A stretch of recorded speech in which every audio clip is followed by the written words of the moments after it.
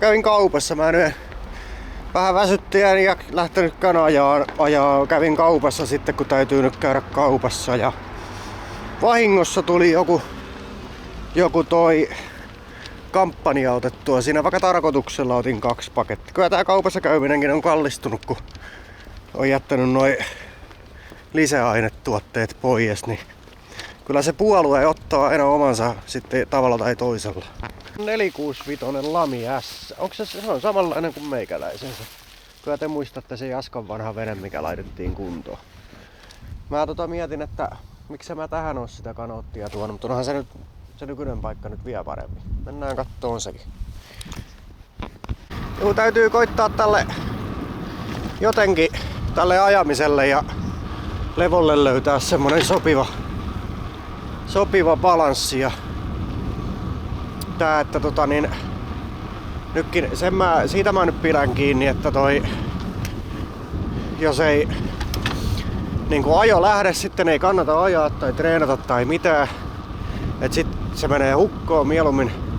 Se vaan niinku pahentaa sitä tilannetta, mutta jos nyt vähän käy ulkoilemassa, niin se nyt yleensä lähtee. Mä mietin, että tällä pyörällähän tää on niinku kevyen kynnyksen pyörä lähtee, että tällä voi lähteä tussutteleen ilman mitään sen kummempia ajotavoitteita tai muita. Ja mulla on tommonen muovipussi, missä on nippusiteillä aina pumppu ja sisuri tän koon renkaille mukana, niin se on tavallaan, ei tarvitse mitään laukkuakaan eikä mitään, sulla on aina sitten sisuri ja pumppu mukana tossa nopeasti, kun tähän runkoon jättää kiinni mitään, kun mä käyn täällä kaupassa ja muualla, niin no kai ne nyt vois, mutta ei nyt sillä lailla tarpeen millään kauppareissulla olla mukana. Niin kuin se, että kun usein ajais, siihen tulisi semmonen reenirutiini, mutta sitten taas kun ajais harvakseltaan pitkään, niin sitten oppis ajaan pitkään. Et se on vähän niin ja näin. Nyt on toki tässä kun hommat menee eteenpäin, niin sitä voi olla, että oppisko sitä ajaan enempi, oppis palautuu nopeammin. En tiedä. Katsotaan mitä tapahtuu, mutta eilen oli tosi hidas, mutta pitkä ajo. Tuntuu tänään niin kuin tosi hyvältä. Ropassa ei ole mitään missään ja perse kestää. Mutta sitten taas, että nyt ilman pyöräilyhousuja kestääkö vai ei, niin ei viittis tuhlata sitä persnahkaakaan. Mä en muista enää, että mitenkä tää mikrofoni puhisee, niin mä en tiedä mitenkä tätä pitäisi pitää nyt tätä kameraa. Niin tää on nyt testi sillekin sitten. Näin se on, Sulahan se on toi järvi, että ei se olisi muuta kuin lähtee meloon, mutta katsoo nyt koska se aletaan. Ei siinkaan mä nyt mitään kiirettä pidä. Mutta nyt kun mulla on kanootti tossa rannassa, niin sehän ei tarvi kuin ottaa ja mennä. Et sillä lailla tää on helppoa tää elämä.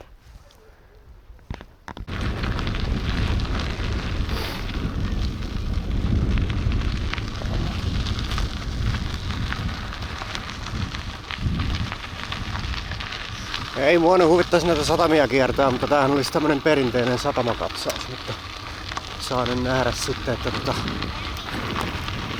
huvittaako. Ei mua kyllä huvittaisi, mutta nyt olisi semmonen tunnelma, että vois vaan pyöritellä kampia jossain kivaa tietä, mutta tää on vähän kiaputtamista täällä rantojen pyöriminen, mutta katsotaan nyt, jos mä tosta pari rantaa kävisin. Tai ehkä yhden.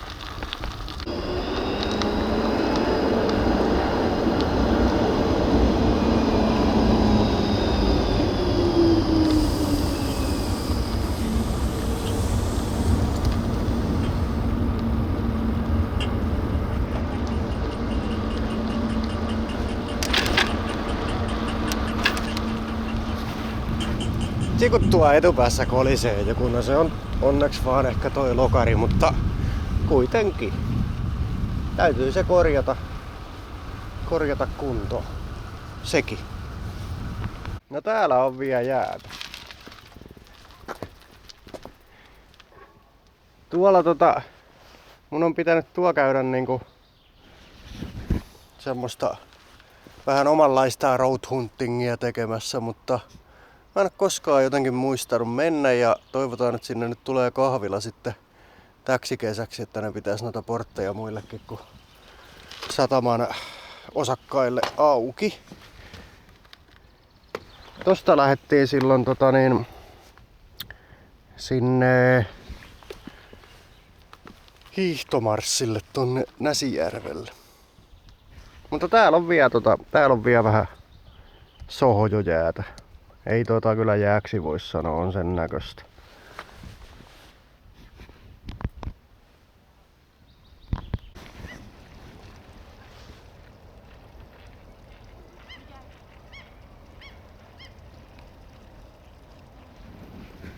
No äkkiähän nää tän puolella venepaikat ne olikin käyty lävitte, että Santalahtihan tossa nyt on vielä, ei tästä nyt ihan näe, mutta se on niinku tuolla. Joo, sellaista. Kuluuko nyt tuulessa mitään, mutta luetaan kommentit tästä nyt viimeisimmät tästä uusimmasta videosta. Aina hommaa piisaa kun on vehkeitä, se on näin aapukka. Hommaa piisaa. On muuten komeet tommoset, siellä on valottua. Ne on jättänyt, mä en tiedä mikä tää niin alun perin on ollut tää mesta.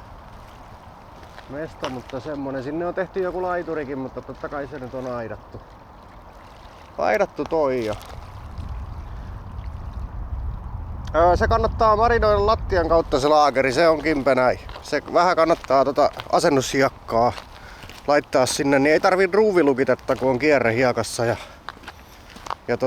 näin. Dr. Manhattanks, siinäkin on vanha, mun mielestä pitkään kommentoinut meikäläisen kanavilla. Kiitoksia siitä. Miten se ei kestä tuon kauempaa? Itellä Whiten hybridejä, sama laakeri kestää ainakin 15 000 kilometriä. No siinähän voi olla tietysti semmonenkin juttu, että tää ei oo ihan suora tää mun laakeripesä tämä. Että se kääntää laakeria. Sitten kun tää on tämmönen matala tää ei oo niinku, jos tää olisi vähän korkeampi hybridipyörä, niin tää keskiö ei olisi niin altis paskalle, että tonnehan lentää niinku, vaikka mulla on mahdollisimman pitkät lokarit, niin sinne lentää paskaa. Mä oon tähän lokarin jatketta miettinyt, että auttaako se nyt, se voisi vähän auttaa siihen asiaan. Eikä sinne tarvi kun yksi kivenjyvä tonne, niinku tonne Stefan väliin mennäessä paskoo sen Stefan ja sitten se on morjesta siinä. Ja tietysti tässä nyt ei kerrota, että missä olosuhteissa ja onko tää nyt kuinka mittatarkka tää 15 000 kilometriä, nimittäin kuulostaa paljolta. Mä en nyt sanonut, että kuinka paljon tällä on ajettu, mutta kilometrejä tainnut mainita siinä videolla, koska mä en itsekään ihan täysin tiedä. Kyllä mulla on nyt hatsion, että noin suurin piirtein, mutta ei sekään ole oleellista ehkä tässä. Vaikuttaahan siihen laakerin välyksekin, että jos tää on ollut mulla tiukalla ja missä lämpötiloissa se on passattu se laakeri. Noin eri materiaaleja, runkoa ja terästä ja semmoista sekaisin ne välykset vaihtelee siinä. Mutta ehkä tässä nyt, milloin tää ilmeni, niin tää ilmeni niillä kovilla pakkasilla.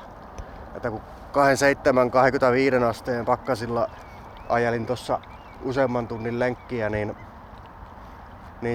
se on aika kankea toi. Samoin oli noi polkimet, että ne on sen jälkeen väljisty. Ja ehkä se sitten oli tän kaiken kombinaatio nyt tää laakerin hajoaminen.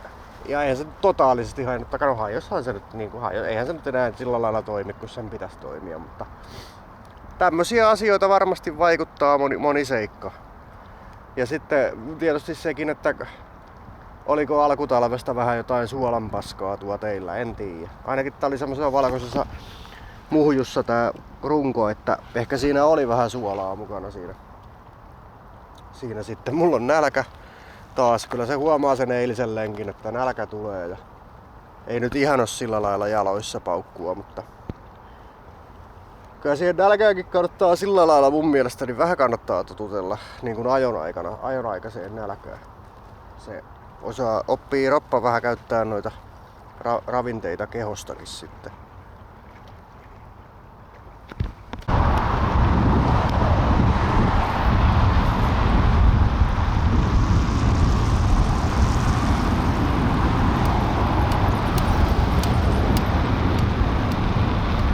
No juu, tässä nyt on tää Santalahti sitten. Vähän siellä on jäätäviä, mutta muuten täällä on kovastikin touhut jo ihmisillä käynnissä. Ja onks tuolla saunalautta uponnut? Mennään kattoo. Joo. Sillai se on mennyt uppeluksiin. Ne puhuu, että noi ei niinku hajoisi jäissä, mutta kyllä toi on ainakin hajonnut. Vetääkö se vähän tota laituriakin mukana? No se on sellaista. Se on tällaista. Mennään kattoon, kun tuolla oli. Tuolla voisi olla muutakin nähtävää, mutta siellä oli joku ei saanut käyntiin autoonsa virran puutteessa, niin mä käyn kysyyn, että saako se nyt apuvirtaa vai pitääkö mun hakea käynnistimiä kotoa. Joo, me saatiin kimpassa se siitä. Oli melkoiset. Täytyy nostaa hattua, että hyvät viritykset oli. Mutta kans vähän huono akku. Se mun akkuhan oli ihan hyvä, minkä mä vaihdoin pois, että siinä ei ollut mitään vikaa. Mä ihmettelen, miten se oli niin hyvä. Ehkä siitä joskus myöhemmin. Niin, mutta kimpassa saatiin viriteltyä. Siinä kyllä tehtiin melkoiset viritykset, niin saatiin se kyllä tulille. Katsotaan tästä nopea vilkaisu, että näkyykö? On siellä joku lautta tuo melki uppeluksessa, mutta en mä nyt ehkä jaksa lähteä ajeleen, niin kattellaan. Onkohan toikannut ollut vesillä? Mun mielestä se oli. No ei sen väli. Olkoon sitten mitenkään on.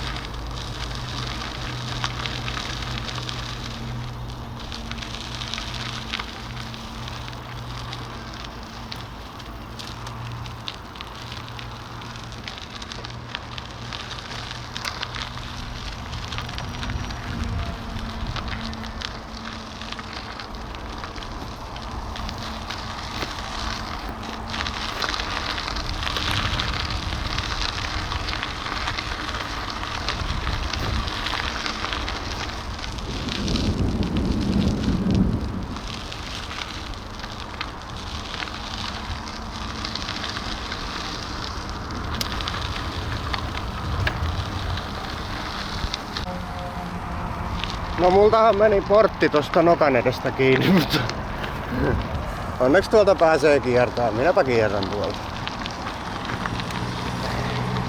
Se oli tämä laite, mikä ei tartannut melkoista meininkiä. Siinä oli kelkat perässä ja muuta, että kovaa touhua.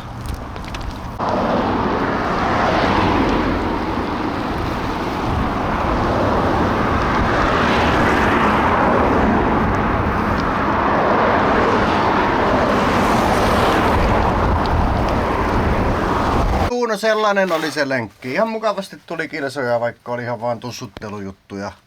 Eihän niillä kilsoilla muuta ole väliä, mutta toi Stadshuntersi-peliin, niin siinä kaikki kilsot on kotiin päin, niin tervetuloa kilometreille. Se on moro.